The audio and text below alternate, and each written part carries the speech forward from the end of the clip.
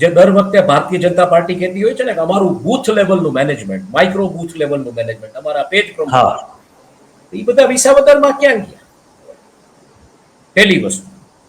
બીજી વસ્તુ કે આ જીત ગોપાલ ઇટાલિયાની તો ડેફિનેટલી છે, પણ આ સાથે સાથે પરપ્રકાશિત ચૂંટણીઓ લડવા આવી જતા નેતાઓ, પરપ્રકાશિત નેતાઓ, જેને એમ છે કે નરેન્દ્રભાઈ અને અમિતભાઈના નામ ઉપર ચૂંટણીઓ જીતી શકાશે, આ એના મોટામાં મોટો તમાચો છે કે ઓપરેશન સિંદૂરની જે રીતના તમે આખી પ્રોજેક્ટાઇલ ઊભી કરી હતી, ત્યાર પછી વિસાવદરમાં તમે ચૂંટણી, કડીમાં તો તમે જીતો, એમાં કોઈ સવાલ ઉભો નથી.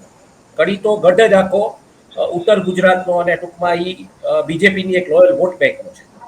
પણ સૌરાષ્ટ્રના બેકયાર્ડમાંથી પટેલ કમ્યુનિટીની મોટામાં મોટી વોટ બેંક, ત્યાંથી જે આ શરૂ થયું છે, ઈ શું જયેશ રાદડિયાની કારકિર્દી હવે ખતમ કરવા માટેનું થયું છે?